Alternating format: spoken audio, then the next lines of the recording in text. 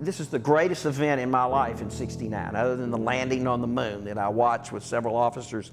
People that I trained with are dead and gone, and this event is so big. And by '69, it went from a hawk to a dove in the country. The country had turned against it.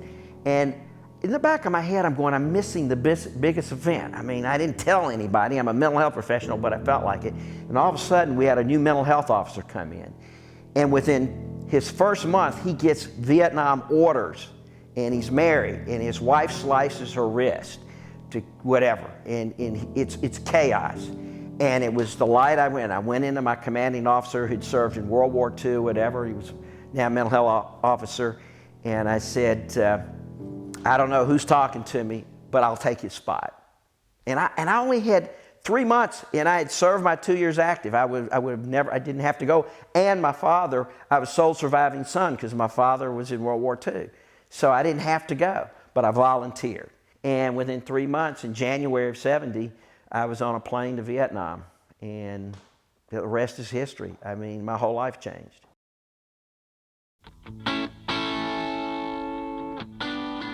The fantasy and the life that I knew had to end someday. You go from this world of fantasy and just thinking that, you know, whether it's Joe Mammoth or you're just, you know, you probably think this song is about you, don't you? You know, you're kind of vain and feeling invincible. You know, I was strong and young and whatever, and I've got my education and the whole world's at my hands. And I land into this suck hole. I mean, when the door opened, it almost sucked you out from the heat and humidity. And I was raised in the South, but this was like twice as bad. And I had to use all of my mental skills of football practice in the summers, you know, playing on glass and rocks and everything to just suck it up and say, I asked for it and here it is. I wrote a book about it, and it's just incredible. I mean, everything from seeing death up close to nearly dying in Vietnam, just catching a ride on a chopper and getting shot down and being one of the 3 survivors, and seeing women and children being slaughtered, you know, going into villages and picking up stray kids that we would bring in, and the traumatization that you saw at night working in the triage and the MASH units and having to assist the surgeons. What little training I had to jump right in. I had to sort through dead bodies. I bagged 360 young men during my tour in rubber bags.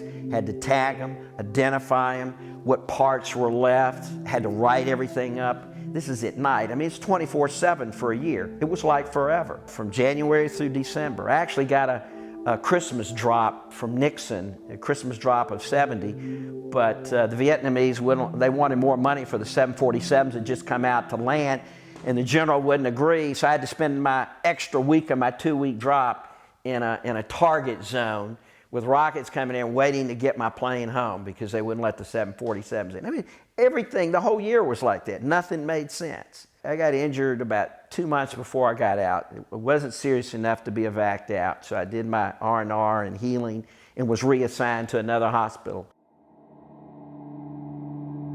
You don't understand how close you get to men in hell. And it was hard leaving my unit. And I had anxiety, more anxiety going back because I wasn't the guy that went there. I had changed, and I was scared. The day before Christmas Eve, I land in Oakland. There's 300 Berkeley students with Molotov cocktails bombing the buses as we came out of Travis to go to Oakland. That was my homecoming. Rocking the buses and bombing the shit out of us. I mean, it was my worst nightmare. And then we go through that processing all night, and the next thing you know, whatever cash you had, they gave me, because I ETS'd at the same time. I had served my active duty, so they gave me a wad of like $2,500, which was like $250,000, and you got it in your pocket. And you know, I had a head wound and back injuries or whatever, still on synthetic morphine, and just like surreal. I really wish I could tell you what that was like. There were 3,000 soldiers in the San Francisco airport, and the airlines did not prepare to take them. They got the Christmas drop like me, but there were no planes, and they had to sit and wait for all the regular folks. They were treated like dogs. Well, there were 3 black 82nd infantry, and they saw me coming, and they saw my captain, and I just hit the airport. I'm still numb, and they come up and say, sir, they won't let us on the plane. They won't let us on the plane. I said, what the fuck are you talking about? He said, they won't let us on the plane. They say we're whatever. They couldn't even say the word inebriated. That was the word this woman was using. I said, where is she? And it was at Continental. And I went up to her and I said, I'm their commanding, I just said that, I said, I'm their commanding officer. And she said, she looked at me, she said, so what do you want? And I said, I want these 3 guys on their plane. They've been sitting here 3 days on the floor. They fought for your country. I just went over. She says, I'm sorry, but they're inebriated. They can't get on the plane. There were like 4 police divisions pulling me off that counter. But because I was an officer, and because I was right, they took me up into the office there. These 3 guys got on. They assigned me an escort to Dallas back to Birmingham. That's how dramatic that was. I was ready to kill everybody. Didn't care. So I was different.